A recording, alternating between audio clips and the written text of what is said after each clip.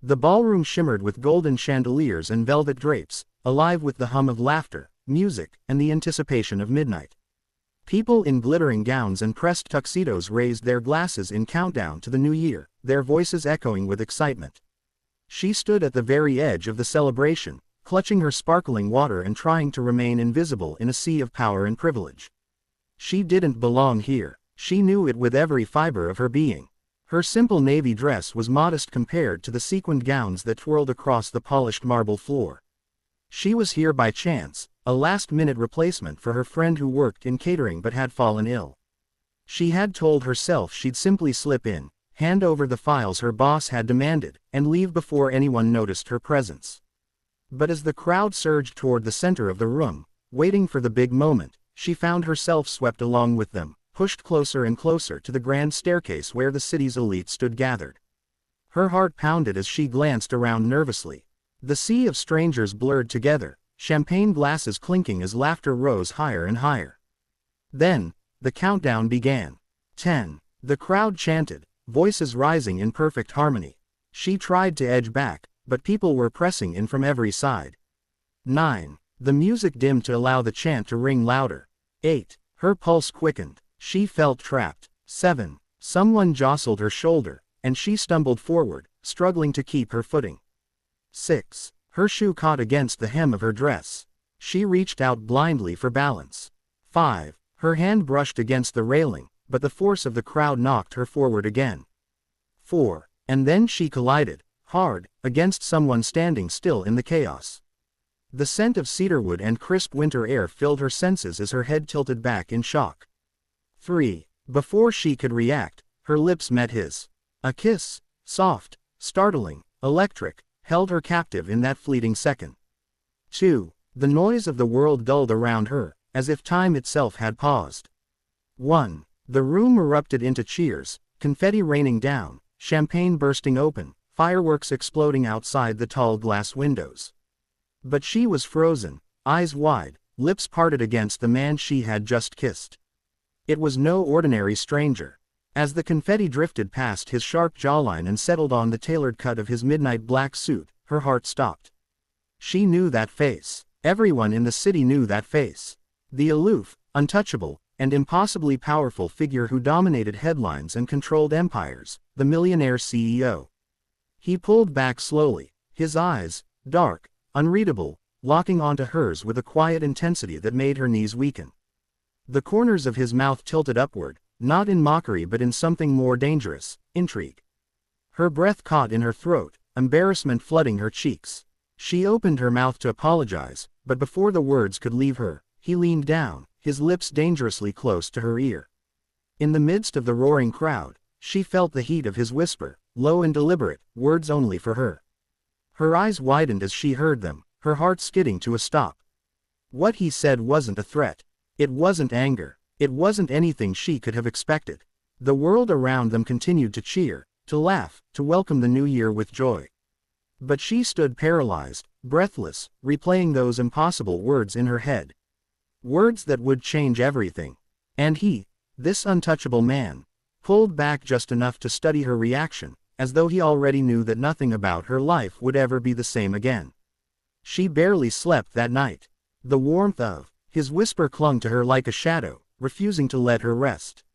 She had replayed the moment 100 times in her head, trying to decide if she had imagined it. But no, it had been real. Every syllable of his voice still rang clear, as if etched into her soul. It wasn't a threat, not even a casual remark. It had been personal, too personal, as though he knew something about her that no one else did. By morning, her phone buzzed nonstop. Messages from coworkers, acquaintances, even people she hadn't spoken to in years, all asking the same question, was that really you? The kiss had not gone unnoticed. Several guests had captured it on their phones, and in less than 12 hours, the footage had gone viral. Her face, pale with shock, lips still parted from the kiss, was plastered on every gossip blog and business news headline. Mystery woman steals New Year's kiss from CEO, read one. Another wrote, "Who is she? The girl who stopped time for him." She wanted to hide under her covers forever. But life didn't allow such luxuries. She had to drag herself to work, praying no one would recognize her, praying that maybe the frenzy would pass. But as she stepped into the sleek glass building that housed her company, the stares hit her instantly. Conversations hushed when she entered, whispers chased her down the hall, and phones subtly lifted as if snapping secret photos.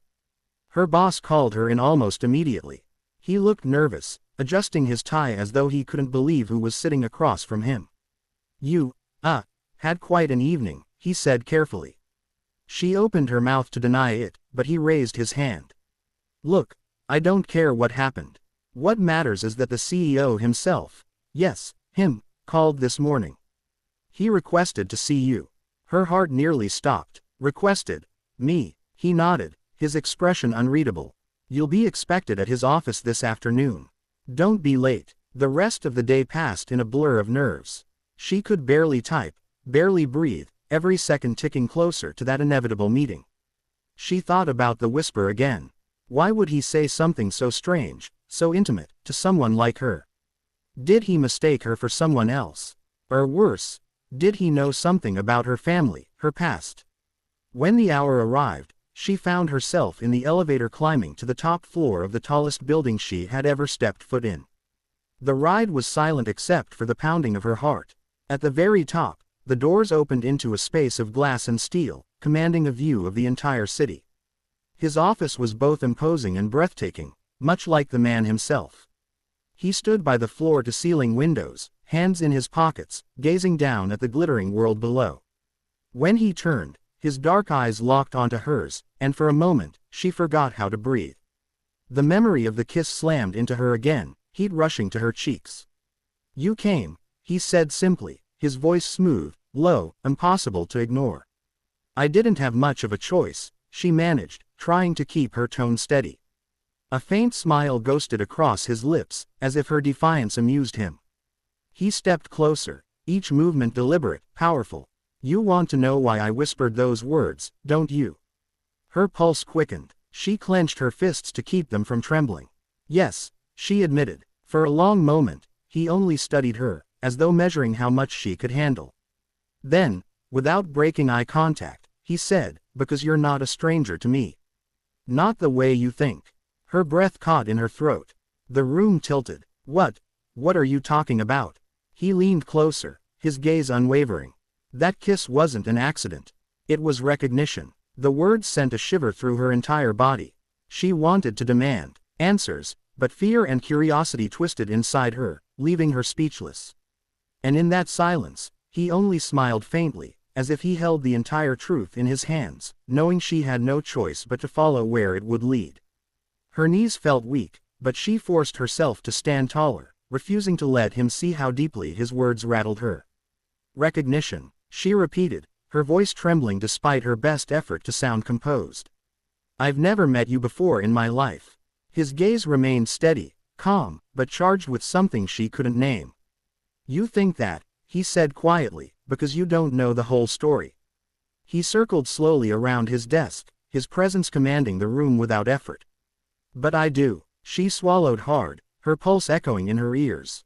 The silence between them stretched, broken only by the faint hum of the city far below. Finally, she blurted, "If this is some kind of game, I want no part in it. I didn't ask for any of this. The kiss was an accident, nothing more." At that, he stopped and turned sharply to face her. "Do you really believe accidents like that happen in my world?"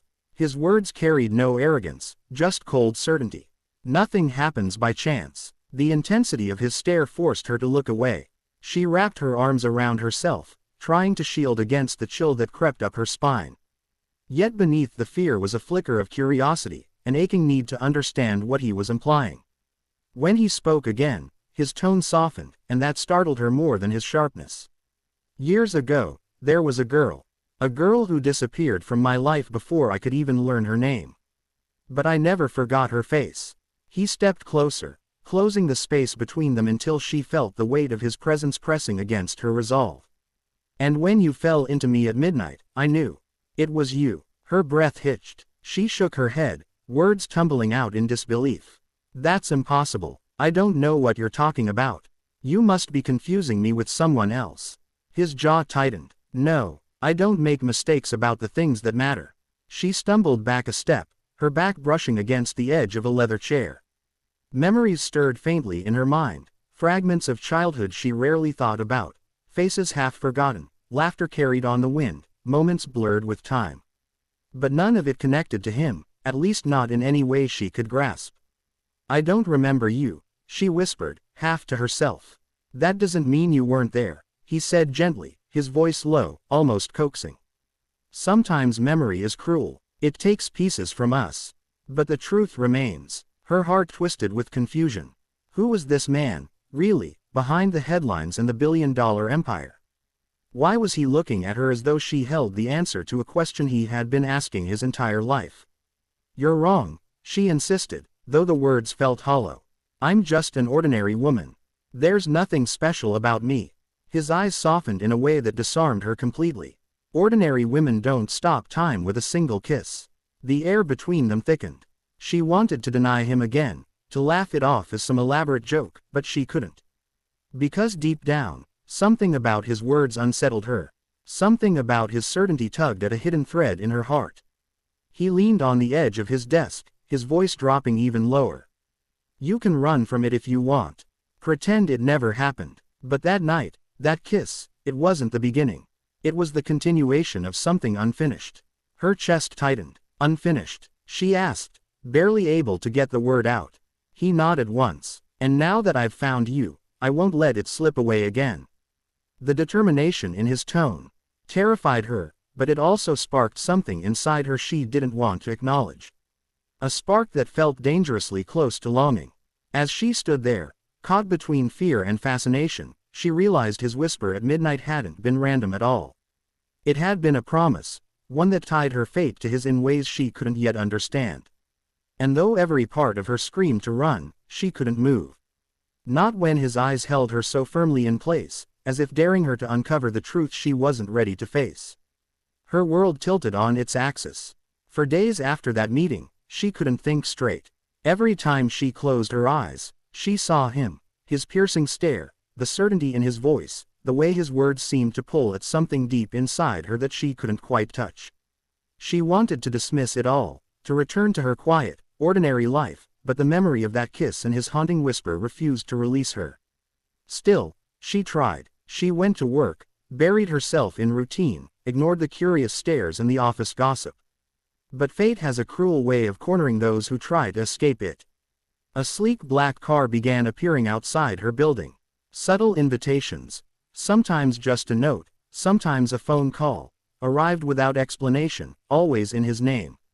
She ignored them at first, but the persistence wore at her resolve until one night, curiosity won.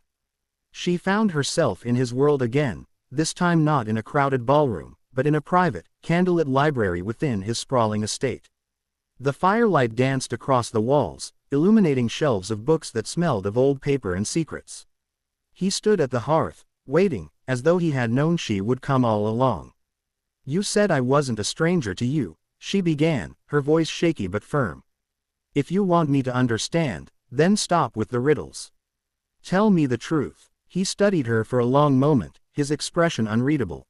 Then he nodded, as if he had been waiting for her to demand it. "Very well," he said, his tone solemn. "You deserve that much." She braced herself, her palms damp against her dress. "When I was younger," he began slowly, "my life was chaos. My family's empire was collapsing, and trust was a luxury I couldn't afford.